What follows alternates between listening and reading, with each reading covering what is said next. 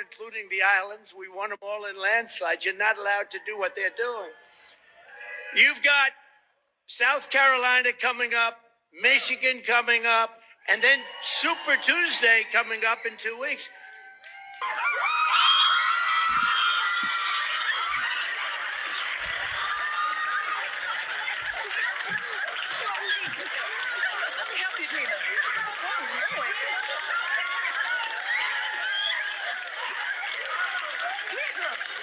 Taking up for you.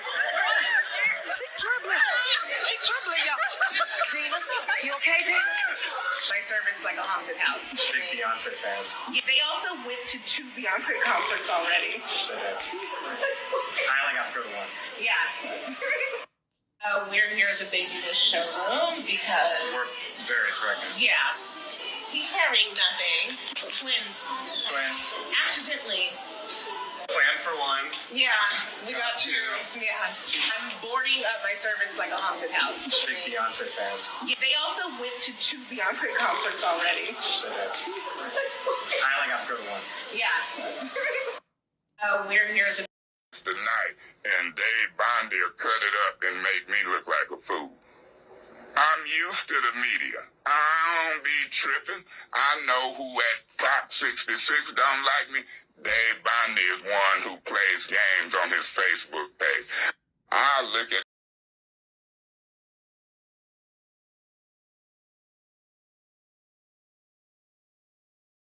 Hello everyone, welcome to this edition of The Take. I'm your host as always, Kendrick Dix here. Glad you can join us here on The Take on this Thursday, February 29th. It's rare, February 29th, the last day of February, an extra day. Normally February be the shortest month, but hey, it's Black History Month as well. The last day of Black History Month. We'll take that extra day, but like I said, Black History is every day, all day here on The Take. Join in that conversation using the hashtag Take here on Connect. And don't forget to subscribe. Subscribe, Miss Karen. Tell a friend, call a friend, hit that subscribe button so you won't miss a thing. All right, let's get to the big story. The big story this week is Diddy. What in the world is going on? We're now hearing reports that Diddy's getting more lawsuits. I can't believe it. All right, we thought he got out of trouble with Cassie a little bit and settled, but now Diddy got more problems. You won't believe? Take a look. Him to have sex with prostitutes, but a lawyer for Combs called the events described in the lawsuit pure fiction. This is now one of several sexual assault lawsuits filed against Combs in recent months, including a lawsuit from the R&B singer Cassie that was settled last year. To break this all down for us, I want to bring in trial attorney and ABC News contributor Brian Buckmeyer. So nice to see you. Always great to be here with you. So you've been covering this for a while. I mean, you're familiar with Sean P. Diddy Combs. Not only does this lawsuit mention Diddy, it also includes other A-list celebrities. What stands out here to you? So if you see me looking down, I'm looking down at the 73-page complaint that was filed yesterday. In terms of allegations of celebrities, we're talking about Cuba Gooding Jr. being shown through still photos of what the complainant says they have videos of groping him. There are allegations of P. Diddy touching the genitalia and anus of the complainant. And also, if you look to the complaint here, there's a few Easter eggs here where it says the rapper redacted on Mr. Combs' yacht consorting with underage girls and sex workers. And you look down to the redaction, it says, well, the person is a Philly rapper who dated Nicki Minaj. I think that may be Meek Mills. And also says an R&B singer redacted in Mr. Combs' Los Angeles home, consorting with underage girls and sex worker. When you go down to the redaction, it says he's a Grammy Award-winning R&B singer who had trouble with law enforcement after assaulting a Bayesian billionaire. I don't know who's a billionaire from Barbados that we know that dated someone. That sounds like Chris Brown. So there's a lot of big names here, both as Easter eggs and also just on the front pages of these allegations. Wow, just huge. Now, the lawsuit also claims the misconduct happened during the creation of Diddy's latest album, the Love album, and is seeking, as we've mentioned, $30 million. The suit not only names the mogul, but includes his son and Universal Music Group, claiming there is an alleged RICO enterprise to enable his misconduct. Explain why the lawsuit goes beyond Diddy and what's kind of at stake here. This, along with Cassie's lawsuit that you talked about earlier that was settled, reads a lot like what we saw in the R. Kelly case in the EDNY, where they're talking about this being a criminal enterprise that's all feeding towards this one individual's depravity of wanting drugs and sex and rock and roll and everything in between, that everyone seemed to know and go out and facilitate what Sean Diddy Combs wanted. Even in part of these allegations or these complaints, they call his chief of staff the Ghislaine Maxwell to P. Diddy's Jeffrey Epstein, saying that this was a total sexual enterprise to feed into his desires. And we want to note that Diddy has denied all claims against him, but this can't possibly help his brand. Like, where do you see this going, and where do you see this lawsuit going?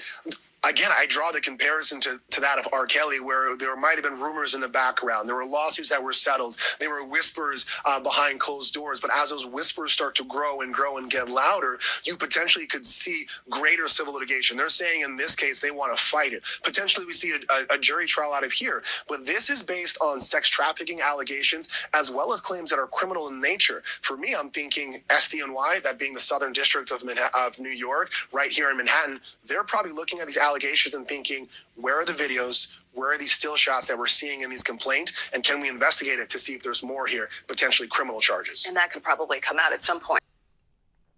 What in the world is going on with Diddy?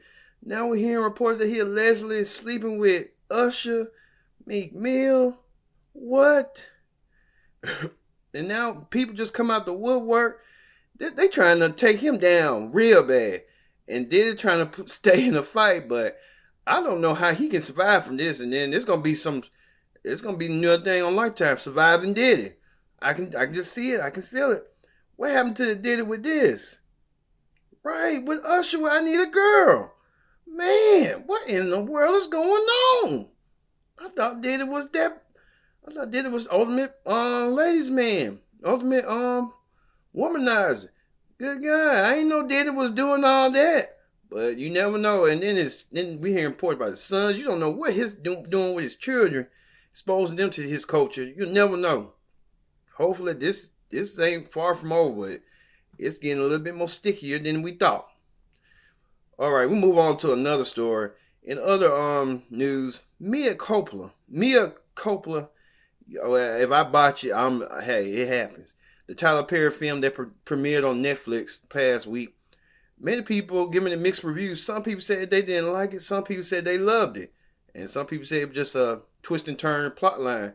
Hey, look at it like this. You people out there, if Netflix can get that right there, that tells you a prime example. If y'all think it was that bad and Netflix approved it, imagine y'all putting out something to submit to Netflix. Would they like it or would they won't like it, or you just have to be a big name with some money? So I get what y'all saying, but I mean, I watched the movie. It was some twists and turns, but I mean, it was better production. I'll say that. But hey, Tyler Perry is gonna do things controversial. That's just his way of things, just being that way. All right, we move on to another celebrity news. In celebrity news, Precious Star, speaking of Tyler Perry, Precious Star, Gabourey Sidibe and her husband announced that they are expecting. Twins. Accidentally. Plan for one. Yeah, we got two. Yeah. I'm boarding up my servants like a haunted house. Big Beyonce fans. Yeah, they also went to 2 Beyonce concerts already. I only got to go to one. Yeah. We're here at the Baby Bush showroom because We're very pregnant. yeah, he's carrying nothing. Twins. Accidentally. Plan for one. Yeah, we got two. Yeah. I'm boarding up my servants like a haunted house. Big Beyonce fans. Yeah, they also went to 2 Beyonce concerts already. I only got to go to one. Yeah. We're here at the Yes, Gabourey Sidibe, this be her first pregnancy, and she's expecting twins. So congratulations to Gabourey Sidibe and her happy ending to her story. I never thought Gabourey Sidibe was going to be, but she is. But congratulations. All right. And speaking of that, in a recent photo, we have 2 famous Halleys with the same name. Well, we're talking about Halle Berry and Halle Bailey. Yes. And that makes a ring to it right here on some little park or some little sports field. Took a picture together. Halle Bailey and Halle Berry. I never not imagined Halle Berry and Halle Bailey together taking a picture. Wow. Well, on talk shows, on the Jennifer Hudson Show, she welcomed SWAT star Shamar Moore as he gives an audience member a lifetime surprise that she thought she never thought would come true. Take a look. Hey, so what's up? Go like this. Go like this.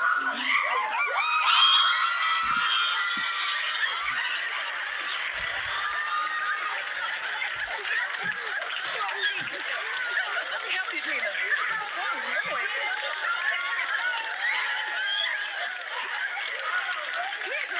We all shaking up for you.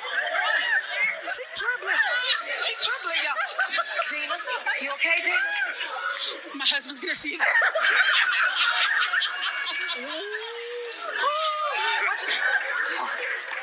Where you from, Dina? Just don't give him my address. I only fight on TV. Oh my goodness. I'm from Gabourey now. Oh my goodness. What's your husband gonna say about that kiss? It's the hall pass. Yes, he gave her a kiss, and look how she was doing. She was like, "Oh my God, lady, you just got a kiss." Got a kiss from Shamar Moore. I think lady never expected Shamar Moore was gonna give her a kiss, but he did. But I guess she loved it, and Shamar was glad to give it.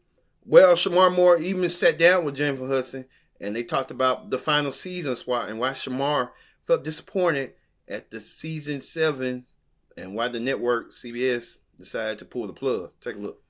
In that video, in short, is this isn't the way you treat people who work so hard for so long. Just if we have to say goodbye, that's fine, but let us say goodbye gracefully. Right. So how I feel about season 7 is the actors, the producers, the writers, the crew. We're going hard in the paint to give you the best show possible, and I hope you enjoy season 7. And I'm an optimist. If this is goodbye, thank you for 7 years. But if y'all make enough noise, Y'all hear that? okay? gotta speak it, though. If we indeed kill it, Yes. we're gonna make those powerful people that make shows happen and cancel shows, we're gonna make them think about themselves. Yeah. So if this is goodbye, we're gonna give you the best goodbye you've ever seen. But this could be a new hello, that's all I'm saying. He said, Yeah, Shamar Moore giving all his thoughts that he thinks he should get one more run or more runs in SWAT. But he's saying that's not up to him. That's up to the networks and stuff. So we'll see what Shamar's going to do. Let's see. See what he's going to do. But Shamar Moore, he might find another CBS show. Maybe CBS might have some more in store and plans for him. You know how they keep those talent contracts. You know how they go. All right. On Sherry Shepherd. She welcomed singer Monty Long. Many of you may know who Monty Long is. She did that song Hours and Hours, or the recent single Made For Me. Well, they talked about how Monty collaborated with Usher on how she got on as her developing her singing skills. Take a look. In hours. Congratulations, because you won the Grammy on that. Then you did a remix with Usher, baby. Another one who gets you moving. So how was it working with Usher? It was amazing. It was a natural progression. I think sometimes people forget, like, I've been behind the scenes for a decade in this writing for a lot of these people that you guys recognize and know and love. So it was so easy to go to that next progression with him. And he reached out. He wanted to do it. And I was like, I need to, take this as far as I can on my own. Okay. That's why it took so long for the remix. So shout out to him for being patient. But it was perfect timing because now he just did the Super Bowl. It's like everything happens exactly when it's supposed to. The timing of it all. As you saw right there, Sherry and Monty Long, that song popping. Nobody knows me like you do. Nobody. I like the one when they say skin to skin. Even in my eyes. Yeah, I'm a big R&B fan of hers. All right, we'll be back with more Take. Don't go anywhere. We'll be back with more Take. Stay tuned. Hello, everyone. Welcome back to the Take. I'm your host, as always, Kendrick Dix here. Glad you can join us here on the Take on this Thursday, February 29th, 2024. This is a leap year, and you know how it is. Leaping beyond bounds. Well, let's get to it. All right, on the political rundown, Donald Trump, the presumptive Republican nominee, has won the Michigan primary over Nikki Haley. He has been beating Nikki Haley through state by state, even being her own state when she was governor of South Carolina. Now they move on to Super Tuesday, where a lot of states, including Alabama, will be on the line. And many people are telling her to get out the race, but she decides she doesn't want to get out the race because Trump has a conviction going on with a lot of ethics charges and a lot of personal, I guess, property stuff going on with him. Even he's trying to get the person from Georgia out his prosecuted case. Let's take a look on what's going on with the Trumpster. Another victory lap for President Biden and former President Trump, projected to win their Michigan primaries, putting us one step closer to a rematch in November. I think we have a presumptive nominee. On social media, Trump simply posted, "Thank you, Michigan," after picking up a fifth primary victory over his former UN ambassador, Nikki Haley. At an earlier campaign event in Colorado, Haley's supporters urged her not to drop out. All right, y'all, I'm still standing here. On the Democrat side, President Biden faced a key test from those who oppose his handling of Israel's war on Hamas in Gaza. Despite the landslide win, some activists in Michigan, home of the largest Arab American population in the U.S., are claiming a victory of their own. The campaign pushing past its goal of 10,000 voting uncommitted in protest. This is the only way we can raise the flags, Democrats, that you are going to lose unless you call for an ultimate ceasefire. Earlier this week, the president said the U.S. and other nations are brokering a deal to pause fighting during the Muslim holy month of Ramadan in exchange for hostages. We're close. We're not done yet. And my hope is by next Monday, we'll have a ceasefire. While President Biden thanked the people of Michigan for exercising their right to vote in a statement last night and called attention to the United Auto Workers and abortion rights, he did not mention the war. Jared Hill. Well, Donald Trump continue on winning momentum. He don't even have to go to these states, and they signaling that they're going to win. So you know how they go with Trump and everybody else. They want to win bad, and they want to win tough to nails. Nikki Haley might well just going to kick herself out the race. It's just a one-man race. It's going to be the rematch eventually, Biden versus Trump. And who's going to be saying about their ageism and stuff. You know how they go. Also, speaking on that, on the reality show Clip Down, we had to announce that Ray J and his wife Precious are going to have a divorce. This is the 7th time they announced they're going through a divorce. Maybe they might reconcile again just to stay face, but who knows? Hopefully, if they do go to it, we have to believe it till we see it. So we'll go with that notion. You know what I'm saying? All right, and the viral video of the week. We want to announce, sadly, that the loss of Eric Mays. He was the Flint, Michigan councilman who spoke his mind and told it like it was and read people like it was. Let's look back at Eric Mays' memorable moments. Tonight, and Dave Bondier cut it up and made me look like a fool. I'm used to the media. I don't be tripping. I know who at Fox 66 don't like me. Dave Bondier is one who plays games on his Facebook page. I look at... You can just sit your tail down in the seat and you know what's going on in the meeting. I ain't got no tail, girl. Mr. Mays. That's my fact is if you can just sit your tail down in the seat and you know what's going on in the meeting. I ain't got no tail, girl. Mr. Mays, that's improper. You're out of order, Mr. Mays. I can't even get a thought out. I can't speak without having someone overtalk me, point of order, and also make mimicking things like that. I mean, is that an order, Mr. President? Fact is, if you can just sit... Point of information. What is your point of information? If you want to say it like that, what is... Do I have the floor? Do I? Yes, you do. Thank you very much. You realize, sir, that you gave her permission, and she then stated... Yeah, I give her permission to go to the top of the Mackinac Bridge and do a 3-time somersault. I give her permission to go to the roof of City Hall and do a double flip belly flop. Point of information, Madam Chair. What's your point? Are you gonna sit and allow this man to talk all that tough talk, talking about what he ain't scared, won't, and you sit there and condone it? May I be excused again? And if it continue, I'll come back. He on a point of order. It be me.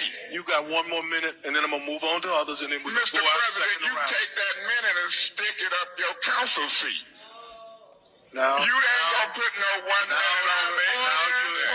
Are you okay, Miss Worthing? Are you okay? But Miss Worthing, are you okay? Why are you asking me am I okay? Is you okay? I mean, you're just sitting in your chair. And you be eating food like we at McDonald's. You be eating food like we at the What did you say? I said point of. Yeah, Aaron Mays had a memorable moment every time he came on there. He was there for the integrity, and he wanted things done. He wanted justice and equal treatment for all. Even in Michigan, Flint, Michigan, with them having that lead in the water. I remember that. All right, that's going to do it for The Take here. I've been your host, Kendrick Dix, saying so long. Thank you for watching The Take. We'll see you next time here on The Take.